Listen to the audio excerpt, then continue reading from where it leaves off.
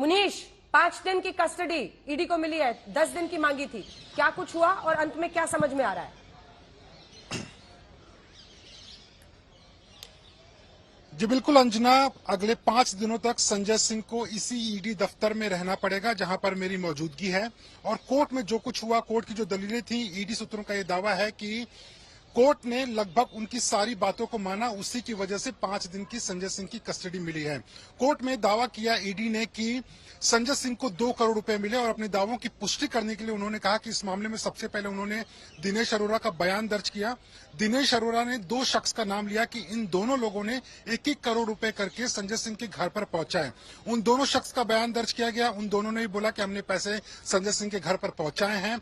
इसकी पुष्टि करने के लिए क्या वो वहां पर मौजूद थे कि नहीं थे, कॉल डेटा रिकॉर्ड से उनकी लोकेशन को चेक किया गया और जिन तारीखों में उन्होंने बताया कि संजय सिंह को पैसे दिए गए थे, 1 करोड़ रुपए एक बार, 1 करोड़ रुपए दूसरी बार, उन तारीखों में वो उसी घर पर मौजूद थे। उन्होंने उस शख्स का भी नाम बताया जिसने संजय सिंह के बिहाफ पर पैसा लिया हुआ था। तो ईडी का ये कहना है कि उन्होंने सबूतों को कोर्ट के सामने रखा, सबूतों को माना गया और इसी की वजह से 5 दिन की कस्टडी मिली है संजय सिंह की। आगे क्या होने वाला है, ये बेहद महत्वपूर्ण होने वाला है, क्योंकि आगे सिर्फ पूछताछ सिर्फ संजय सिंह को लेकर नहीं होगी, क्योंकि ईडी के जो वकील हैं उन्होंने कोर्ट के सामने यह भी कहा कि हमारे पास सिर्फ संजय सिंह का नाम नहीं है, बल्कि संजय सिंह की तरह 2 और पावरफुल नेता हैं, उनके भी हमारे पास में नाम है। तो अगले 5 दिन में हो सकता है कि इस मामले में जो पहले ही आरोपी हैं, जिनको गिरफ्तार किया गया है या फिर जो संदेह के घेरे में हैं, उनको भी पूछताछ के लिए बुलाया जा सकता है। आपको याद होगा अंजना, जब सीबीआई इस मामले की जांच क्या बता रहे हैं, तो कौन हो सकता है, कौन से वो 2 नेता हो सकते हैं? जी देखिए, इस नाम का खुलासा तो नहीं किया गया है, लेकिन देखिए सीबीआई जब इस मामले की जांच कर रही थी तो उन्होंने दिल्ली के मुख्यमंत्री अरविंद केजरीवाल को भी पूछताछ के लिए बुलाया था।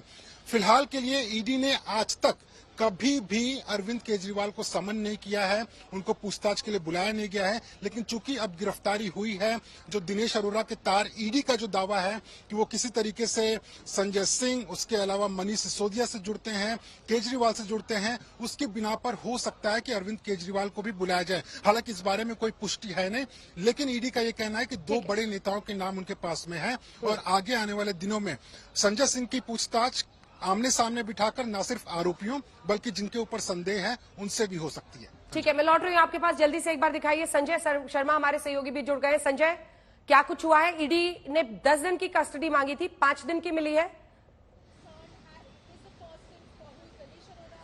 जी हाँ, बिल्कुल। अब 10 तारीख को संजय सिंह को यहाँ पेश किया जाएगा, तब तक वो ईडी की कस्टडी में रहेंगे। और साथ ही इसमें ईडी ने कहा था कि उनसे क्या क्या चीजें करानी है, जिसमें एक चीज तो ये है कि जो इलेक्ट्रॉनिक सबूत मिले हैं उनकी तस्दीक करवानी है उनसे। इसके साथ ही 3 लोग जो उन्होंने पहले से रडार पे ले रखे हैं उनके साथ कन्फ्रंटेशन कराना है।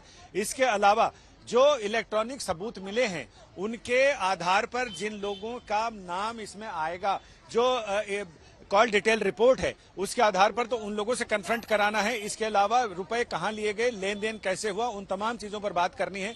तो ये 6 दिन तो काफी हैं, जिसमें जो टास्क है उसमें 6 दिन बहुत कम भी नहीं है। और ईडी ने अपने अर्जी में, जिसमें उन्होंने रिमांड के लिए अर्जी डाली थी, उसमें उन्होंने 10 दिन की रिमांड लिखा था और अदालत में सुनवाई के दौरान उन्होंने 7 दिन की रिमांड मांगी।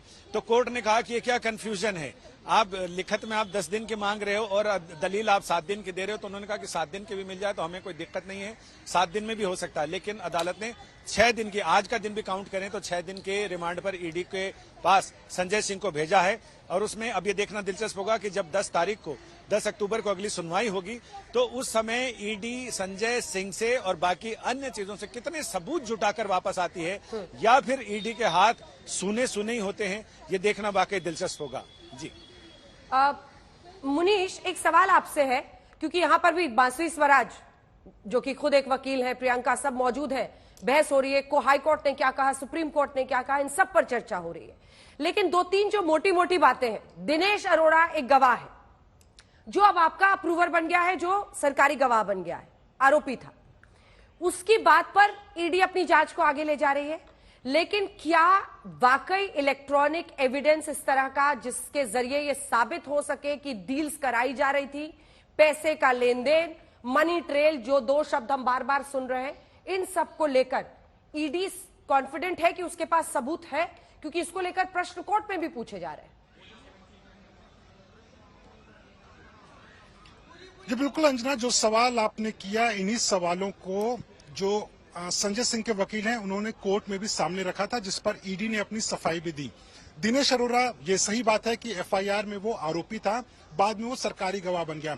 सवाल खड़ा होता है कि क्या दिनेश अरोड़ा की बात को फेस वैल्यू पे लिया जाना चाहिए, क्या ये बात को मान लेना चाहिए कि दिनेश अरोड़ा सच बोल रहा है कि नहीं बोल रहा है।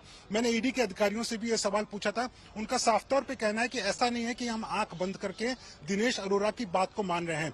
दिनेश अरोड़ा ने जब हमें जानकारी दी कि 2 करोड़ रुपए पहुंचाए गए, तो अगला सवाल ये था कि किसने 2 करोड़ रुपए किस तारीख को और क्यों पहुंचाए थे। उसमें एक शख्स का नाम सामने आया, दूसरे शख्स का नाम सामने आया। एक शख्स जो है वो उस शराब कंपनी में काम कर रहा था जो कि इस मामले में आरोपी है। समीर महेंद्रू की वो कंपनी थी, इंडो स्पिरिट लिमिटेड। उस शख्स से जब पूछताछ की गई, उसने भी इस बात को कबूला कि 1 करोड़ रुपए पहुंचाए गए थे। लेकिन ईडी ने फिर भी, चूंकि सबूतों को जोड़ना जरूरी था उस मामले में, तो ईडी का यह दावा है कि सबूतों को जोड़ने के लिए उन्होंने उस शख्स का सीडीआर निकाला। सीडीआर मतलब call data record. Call data record में यह पता चलता है कि इस तारीख को इतने बजे आप उस जगह पे मौजूद थे या नहीं थे। और ईडी का यह दावा है कि उस जगह को जब जांच की गई, सीडीआर को खंगाला गया, तो पता चला कि उस तारीख में जिसमें दावा किया गया कि 1 करोड़ रुपए संजय सिंह को दिए गए, वो संजय सिंह के घर पर लगभग 10 मिनट तक मौजूद था।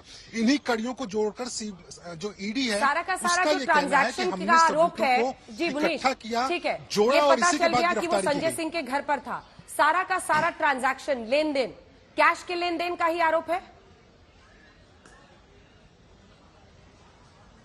जी बिल्कुल, अभी संजय सिंह के ऊपर जो आरोप लगे हैं वो पूरी तरह से कैश के लेन देन का ही आरोप है कि कैश में पैसे लिए गए। संजय सिंह ने पैसे अपने पास में रखे या पार्टी को पहुंचाए, इसके बारे में अभी तक साफ नहीं हो पाया है। इसके पहले भी अंजना, जब इस मामले की जांच शुरू हुई थी, तो 100 करोड़ रुपए कैश की बात की गई थी, जो साउथ ग्रुप से विजय नायर को मिला था। ईडी ने अपनी चार्जशीट में दावा किया कि 70 लाख रुपए गोवा इलेक्शन में खर्च हो गए, उसका मनी ट्रेल मिल गया है।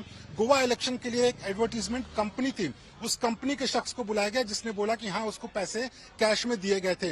ईडी जो मनी ट्रेल है उसको इस तरह से जोड़ने की कोशिश कर रही है कि जो पैसे आए थे वो आम आदमी पार्टी ने चुनाव में खर्च किए, नेताओं को पैसे मिले थे, किसी ने अपने पॉकेट में रखे हो या न रखे हो, लेकिन प्रोसीड्स ऑफ क्राइम यानी कि गलत तरीके से पैसे लेने का आरोपी तो वो बन जाता है। ठीक है मुनीश, एक और सवाल है, आप 2 मिनट बस बने रहिए जल्दी से। राम किंकर, आपके पास क्या खबर है, जल्दी से बताइए।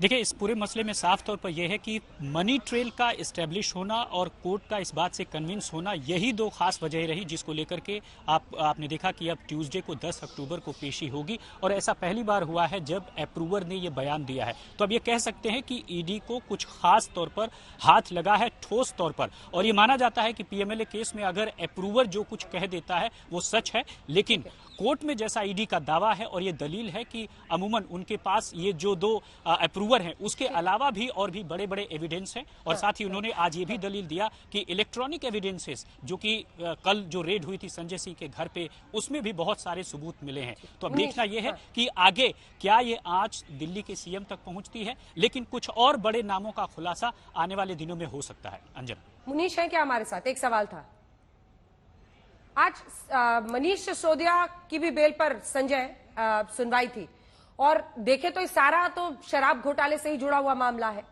अब वहां पर भी अगर कोर्ट ये बार बार कह रहा है कि कैसे आप इन लोगों तक पहुंचा रहे हैं, या फिर ये प्रश्न पूछा जाता है कि आम आदमी पार्टी को भी लाभार्थी आप बना रहे नहीं बना रहे हैं, बहुत सारी बातें आ रही हैं। अब सवाल यह है कि कैसे ये कड़ियां जुड़ रही हैं। अब बड़ी तस्वीर जरा बताइए, क्योंकि अब संजय सिंह तो गए 5 दिन के लिए ईडी कस्टडी में। बड़ी तस्वीर क्या दिख रही है, जिसके बाद राजनीतिक मेहमानों को भी एक बार दिखा दीजिए, उनका रुख करेंगे। संजय, बड़ी तस्वीर की अगर हम बात करें तो बड़ी तस्वीर में 3 और बड़े नाम सामने आते हुए दिखाई पड़ रहे हैं। कौन कौन से? 2 बड़े नाम तो अभिषेक मनु सिंघवी ने अपनी दलील के दौरान सुप्रीम कोर्ट में कहे, जिसमें उन्होंने कहा कि जहां तक मनीष सिसोदिया की बात है तो वहां तक विजय नायर के साथ मनीष सिसोदिया का सीधा कुछ लेना देना ही नहीं था। जो रिपोर्ट कर रहे थे विजय नायर, वो तो आतिशी और सौरभ भारद्वाज को रिपोर्ट कर रहे थे, तो जो सारी चीजें वो उनके तरफ है। तो ऐसे में जांच की आंच और लपट सौरभ भारद्वाज और उन तक भी जाने अनजाने में या तो सोच समझकर भेजी गई होगी, क्योंकि ऐसा लगता हो कि जब कोई अगर दांत में दर्द हो और उसी समय घुटनों में तेज दर्द हो जाए तो आदमी दांत का दर्द भूल जाता है, घुटनों के दर्द पे बात चली आती है। तो ऐसे में जो दर्द ज्यादा तेज होता है बात उस पर आ जाती है। तो ऐसे में ये लग रहा है कि मनीष सिसोदिया को बचाने के लिए इन्होंने इन 2 लोगों का नाम आगे रखा है। दूसरी बात, जो सुप्रीम कोर्ट में बुधवार से लेकर बृहस्पतिवार तक आज और कल दोनों दिन चली, जिसमें सुप्रीम कोर्ट ने पूछा कि अगर आपके चार्जशीट के मुताबिक पार्टी को इस लेन देन से मिली रकम का फायदा हुआ, मॉनेटरी फायदा हुआ, तो ऐसे में क्या आप पार्टी को भी यानी आम आदमी पार्टी को भी पार्टी बनाएंगे, ये पूछा कोर्ट ने। जिस पर इन्होंने कहा कि हम अब आपको इसका जवाब गुरुवार को देंगे। बात आई गई हुई लेकिन आई गई हुई नहीं, क्योंकि अभिषेक मनु सिंघवी ने आज सुबह मीडिया की रिपोर्ट दिखाकर ये कहा, मीडिया तो ऐसा प्रचारित कर रहा है जिसे ऐसा लग रहा है कि कोर्ट ने कहा कि आप पार्टी बनाओ। कोर्ट ने कहा कि देखिए हम कई सारे तरह के सवाल पूछते हैं, लेकिन हमारे सवाल पूछने का मकसद कुछ अलग होता है। कई चीजें रिकॉर्ड पर लाने के लिए, कई चीजें सामने वाले के मुंह से कहवाने के लिए और कई चीजें अपनी जानकारी के लिए अदालत पूछती है। तो इसका कोई मतलब नहीं, लेकिन मीडिया जो लिख रहा हमें इससे कोई मतलब नहीं, हम मीडिया का प्रेशर नहीं मानते हैं। लेकिन इससे एक मैसेज ये गया कि अगर राजनीतिक पार्टी के रूप में आम आदमी पार्टी को पार्टी बनाया जाता है तो आगे नोटिस और तमाम चीजें पार्टी की तरफ से जवाब कौन देगा। आम तरह से पार्टियों में तो ये होता है कि अध्यक्ष को नोटिस जाता है, लेकिन यह अध्यक्ष नहीं संयोजक है। तो अरविंद केजरीवाल को अगर नोटिस जाएगा तो अरविंद केजरीवाल तक भी ये जांच की आंच और लपट पहुंचेगी। तो ऐसे में 3 बड़े नाम तो अभी सामने आ गए। आप जिन 4 नामों की बात कर रही थी उनमें से 3 नाम तो मुझे लग रहा है कि यही लोग हैं।